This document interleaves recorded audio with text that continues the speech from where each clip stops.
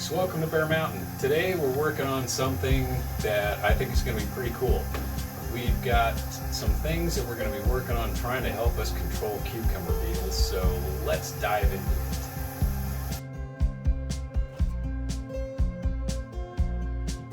Okay, recently there's been a new book on JADAM natural pesticides, basically organic controls for dealing with all kinds of different insects. It was put out by Young Sang Cho, and he graciously sent us 2 copies of it. And what we're going to be doing today is kind of a takeoff on it. We've got a huge problem on our farm with spotted cucumber beetles, or cucumber beetles in general. And what we're trying to find is a way to make something that will repel them and maybe even slow them down to the point where they kind of want to move on to chewing on other things that aren't sprayed. So some of the things in the book is he gives a lot of great techniques about how to make herbal extracts using basically boiling water and fresh material, as well as if you had something that was dried that's aromatic.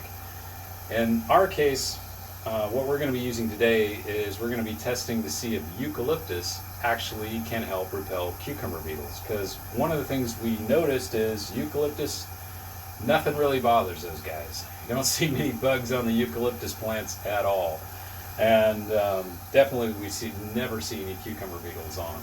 So we're thinking, okay, let's take some leaves and some of the small branches that the leaves were on, and we chopped them up. And what we're going to do is we're going to use this, basically we're going to steep it like a tea. We tried a little experiment with putting some beetles, cucumber beetles, in a jar with eucalyptus. Yeah, and what they did is they didn't want to hang around it at all. They went as far away in the jar to the lid that they possibly could go. It didn't kill them. And even though, no, it didn't kill them outright, but it definitely repelled them. Yeah, they kept moving no matter where we turned the jar. Yeah, they all just went to the opposite side. Yeah, so maybe we turned the jar upside down saying, it was that they didn't like it because, they were going to the lid, to the top. But basically, even if we turned the jar over like an hourglass, they went up to the top again. So they definitely didn't like it, and they stayed away from it. So we're thinking it's got some good possibilities. So this is what we're going to try out.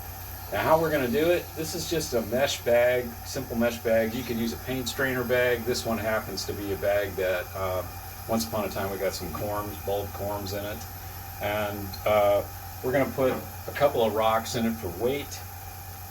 And then we're just going to we got a pound of chopped eucalyptus leaves and small diameter stems. We've got about 2.5 liters of water here. So roughly the ratio in making this tea is if you're doing it on a 5-liter basis, it's 1 kilogram of fresh material to 5 liters of water. So we're approximately the same, because a kilogram is about 2.2 pounds. This is a little over a pound. And so we're just going to stuff this bag with the material. I can already smell it. Yeah, it's got some fragrance to it. This is why we're doing it outside too. Yeah, I'm not sure that we could have that much eucalyptus. Now, and we're using an old pot that we don't no longer use for cooking. So, in case something gets in it on a permanent basis, it's not something that we have to worry about. This might be what we're going to use the pot for. Right, so we're just going to kind of tie this thing off here. Water's already boiling? Yep, water's at a boil. Okay, so we're just going to put this bag in it, and it's going to fill the pot, basically. I'm going to use some old barbecue tongs. I'm just going to push it down into it. I want to make certain that it's in the water. And we're going to make sure it gets back up to a nice boil. Ooh, wow, I already smell it. Okay, so we're just making sure that the leaves are totally covered It's fragrant. And it's boiling. So what we're gonna do now is we're gonna turn this down. So it's just at like a simmer.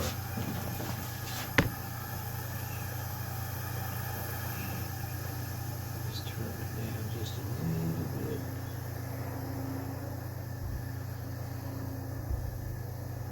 I just want to kind of see it go bubble, bubble, bubble. And that's kind of where I want to leave it.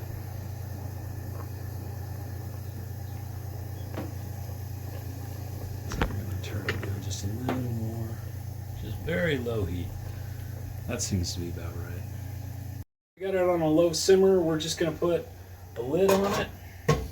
And I'll check it every once in a while, but it's going to take about 4 to 5 hours for it to do its thing. So it's going to be a water or oil? It's not an oil. This is a water tea. So basically what we're doing is we're just boiling these leaves down to the point of extracting... Like tea you drink. What hot water could extract from it. So they will be... Anything that's water soluble will be, in the liquid itself. So what we're hoping is that there's a lot of aromatics and other things that the cucumber beetles don't find attractive are in the water. And so then the next step would be to, basically extract this out, put it into something that can handle a little bit of heat, like a canning jar or something of that nature, that we can then seal up, or put a lid on it, basically, because we won't be using it all at the same time. So we're going to have to do some experiments, and what we're going to do next, after we do that, is we'll go capture some cucumber beetles. And then we'll spritz them with this stuff. Yeah, you're not going to drown them. No, the whole idea is we're going to kind of spritz them with it and see what they do. Okay. And if it... Is it going to have anything else in it besides the water? Yes. We don't have the JADAM wetting agent made, but we have something that would kind of act a bit like a surfactant. We have some glycerin that was used once upon a time for drying hydrangeas. And so it's pure glycerin, and if we mix that in with some water, it will act as kind of a surfactant that'll carry this. Wow, I already smell it. Yeah, it's intense, and I'm away from it. This is like a Vicks Vapo Rub. Yeah. Yeah. On steroids. Yeah. So hopefully, it doesn't all burn off. We better check to make sure it's not burning. See, it's boiling still a little too high. So we'll turn it down a little more. Okay, so like I said, we're going to let this go for about 4 or 5 hours, and we can already kind of get a whiff of it. Not a whiff. It's clearing the old sinuses. Yeah. Yeah. For somebody who has allergies, this is sort of helping. Yeah. Sort of. So the idea is, like I said, we're going to test it and see if it works, and then the next step from that point would be, okay, then we're going to mix it up in a spray bottle, and we're going to take it out and do some testing, on the plants, just to see kind of the first test that we're going to do in the jars are going to see what kind of concentration we need to use, and then the next test will be to make sure there isn't any kind of like negative impact on the plant, like it somehow damages the surface of the leaves or the flowers or something of that nature. So we've got some dahlias that we are trying to grow again, but they're being really ravaged by the cucumber beetles, and we're going to see if this... So what else are they on? They're eating the potatoes big time. Not the spud itself. No, but... the plant. They're really going after that. They're going after zinnias.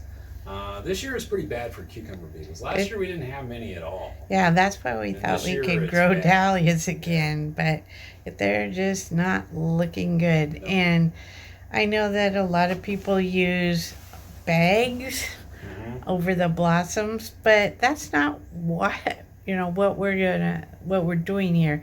We're growing a small amount of dahlias to see what can control the cucumber beetle on the dahlia. Right. So that maybe in the end, people don't have to put bags all over them. I mean, if we were growing like we used to, that would be prohibitively expensive to put bags. If you're doing a lot of stuff, You know, that's really hard I mean, it's the time you involved in it. And we thought we were planting late enough that maybe we would miss them, but harvest of hay and grass around here has been late. Yeah. So that drives them to other crops, and they're here. Right. So if this concoction can work, this would be so cool. This would be really pretty nice. Now, so it's still on a little bit too vigorous of a boil, but I'll have to turn it down a little more. We're almost off. Maybe just like put the lid on just a little bit. You know, kind of. I'm trying to trap anything that comes off as a steam. Oh, okay. To have it drop I was back just in, gonna think it would slow down the boil. Well, what'll happen is it'll steam off. So what we'll do is we'll just adjust the airflow to the flame and kind of cut the heat down a little bit. There, she's on low, probably as low as I can get it. It sounds like a really low boil at this point. So nothing much more to do. Just have to see what it looks like later. Yep. Okay. Go in and talk about the JADAM, new JADAM pesticide book that Yangsheng Cho put out. And also, too, we want to do a kind of a contest giveaway, if the right term, but we'd like to be able to pass this information on to other people who are kind of interested in it. So let's go in and talk about it. Okay. First of all, a disclaimer. On any of this JADAM books or things of that nature, this is no paid promotion or anything of that nature. Okay, this is simply something that we become very interested in and have been utilizing the techniques that came out of the original book that was published in English. And you can see this one is the JADAM Organic Farming, Ultra Low Cost. It covers a wide range of things, not just issues about insects and pesticides. And there's also a third book that I don't have here that was done that's kind of a companion to the first one that goes over the medicinal or insecticidal uses of a whole variety of 100 different herbs. Many of them are maybe more native to Asia or Korea, but there was quite a few that are kind of common to temperate climates around the world. And that is a very useful book. And then this is the latest book, and this is the one we were talking about, and this is kind of what we're following to come up with our own pesticide concoctions. It's more in depth than the original and gives you it repeats some of the same information that's in it, but it goes more in depth on various aspects of how to make an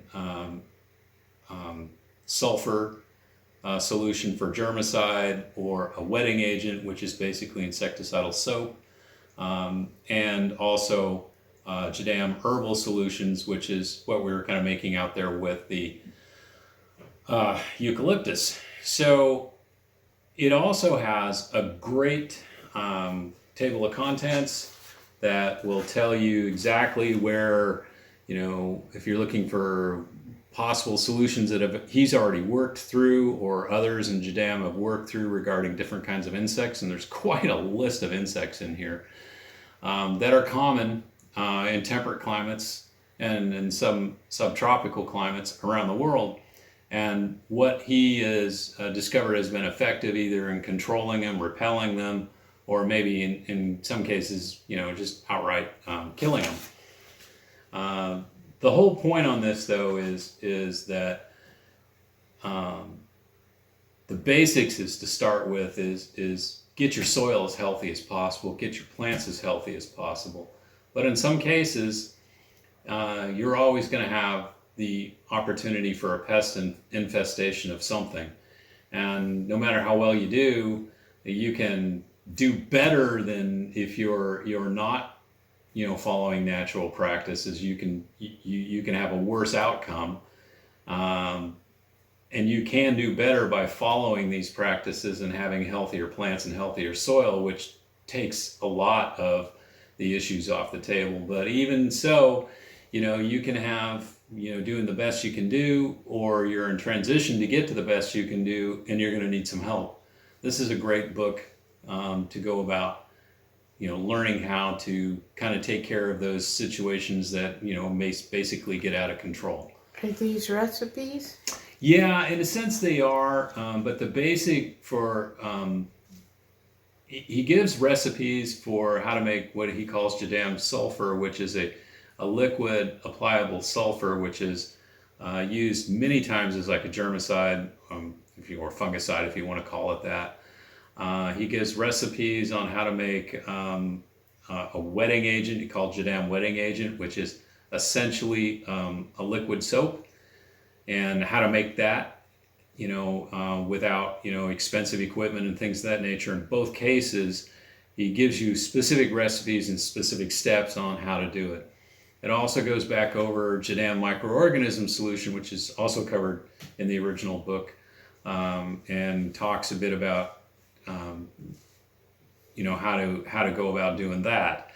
And then a lot of it is how to apply it, in terms of how do you mix it? What are the pitfalls that you might come into if you use too much? It gives you some procedures in terms of how to go about testing, effectiveness. And in some cases, you may not have, like in the case of, in his own farm, he uses a lot of herbal solution that's made from ginkgo, because ginkgo is very common to his area, and the ginkgo berries and the ginkgo leaves have a strong insecticidal repellent, or in some cases insecticidal property that actually kills off the pests. In our area, ginkgo, you can get ginkgo trees, but they're kind of an ornamental state. And what we have is we have different things here in the western part of the United States. So in some cases, what he says is, okay, you need to go through maybe and observe what's going on your farm. And in case like we did with the eucalyptus, it says, hey, wait a minute, we raise a lot of eucalyptus and this stuff never gets attacked. Maybe it's got these properties too. So he kind of gives you the steps on how to go through and maybe do the testing yourself on something, that you make up that isn't technically in his book, but it'll give you an idea about how to go about doing it, and probably how to integrate that into your pest program. So he kind of walks you through on how to set up your own testing of it. It's not really a fancy laboratory type situation, but it's basically coming up with probably starting from the base and some of his application rates, and see how it performs. And so you kind of got to test it. You got to test. He goes over the fact that you really need to test it against the insect, and then you need to test it on a limited basis upon what you're applying it to, so that you make certain that you don't put concentrations on that damage the plant. And so I think this is probably a good book for people to kind of sit down and figure out, if they're having infestation problems, about how to deal with it. And the things that are in here, for the most part, are pretty common stuff you can buy anywhere, and you can, or may even find growing on your own farm, and in which case, it makes it pretty low cost to go out and make a pesticide that does the job for you. It could save you tons of money too if you really have, severe infestation problems. So what we want to do, since he graciously gifted us an additional book, is we want to pass that on to folks who are interested in this sort of thing. So what we thought is we would have, I guess it's a contest in a sense, but YouTube has the ability to go through your comments and do kind of a random generator type thing. So what we thought is if people could post a comment to this video, and it has to be in the comment to this particular video, and put the words JADAM, pest control, put that in there, and then what we can do is we can do a sort on a random basis and pick somebody to win a copy of this book. And then what we do is we'll send them to them. So it's kind of a way of saying, hey, number one, thanks for watching our channel. thanks for also, having an interest in this, because we think that this can really help people out. And secondly, it's just kind of fun to see if, hey, put it into a contest and see if you can win. So you need to tell us, how you're using JADAM or how you would like to use JADAM. And like Tony said, mention those two phrases so that well, it's one phrase. You got to put it in all caps. That's probably the way. It said JADAM Pest Control. It's got to be like a phrase. Period. And it starts today. Yep.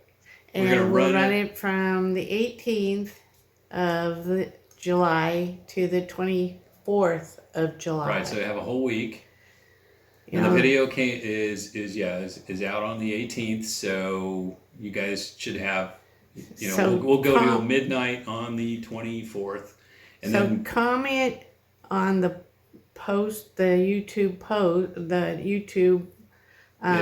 video, not on Instagram, not on our website, or not on any other video. Right. It has to be on this video, and say something about JADAM that you're interested in trying, using, for your farm or operation. Or your garden. Yeah. Doesn't matter. We're not not picking on anybody specific type of Now, farmer. One of the things though, if you're saying, well, wait a minute, so this book is out, and so also too, I believe it's now available on Amazon. Yes.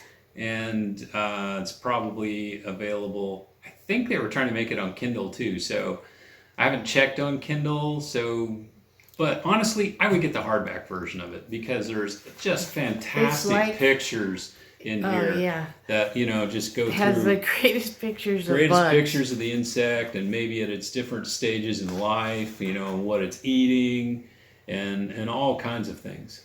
So, like here's a cutworm, which a lot of people have. You hold it up? Thank you. So kind of gives you recipes on how to go about it. In his case, his mixture is base. He starts with a 20-liter solution to be applied, but you can always do it to whatever. So it's great. So I'd recommend if you get it, get the hard copy. We held on to it for a week to allow us to get a chance to get into the book ourselves. Yep. And so, what do you think? Are you recommending it? Yeah, I am, because I think this is a great way to work things naturally through your farm. There's some components to it that you will have to purchase. As an example, if you're making a soap, you're going to need an oil, and you're going to need a potassium hydroxide, which is essentially lye. And so there are some things that you buy, but they're not expensive. And but like the herbal solutions, a lot of those things you're going to find growing naturally around. If you live in California, oleander as an example is all over the place. And some recipes you could use foxglove, which people grow a lot of that. We're trying eucalyptus. So, there's all kinds of different things that you can do. So this is right up our alley. Mm-hmm. It's all about experimenting. Yeah, so it's going to be, I'm hoping that we can get something that kind of discourages the cucumber beetles, because that's our biggest scourge. Yeah. Yeah. So if you want to get a book, here's a way to get one. Yeah, remember, comment in this video, and make sure in the comment, in capital, is JADAM Pest Control. That will get you in the contest, and then we'll announce the winner through a post on the 25th. We'll also include that when we get a video out right around the 28th or to the 31st, we'll also remind people who won. But we're definitely going to put it in a post on the 25th. So come back to the channel and look for a post that announces who won the contest. And if you have an unusual name on your YouTube, That's that's what okay. You know, if that's it's what we're gonna key in on. Right. It's okay. If your username on YouTube is Peanut Bubbles 44, then Peanut Bubbles 44 wins. Right. You don't have to use your real name. And that's what we will reach out and say, Peanut Bubbles 44 won. Right. And then you'll have to contact us with your real name and address. Contact us via email, and then we can, direct message and take care of, all the details and how to get it to you. So exciting! Yeah. Hold up the book. All right. Again, I think you guys should check this out. It's going to be pretty cool. So, as always, stay safe. Thanks for watching, and be sure to enter the contest, and we'll see you on the next video. Bye-bye. Bye-bye.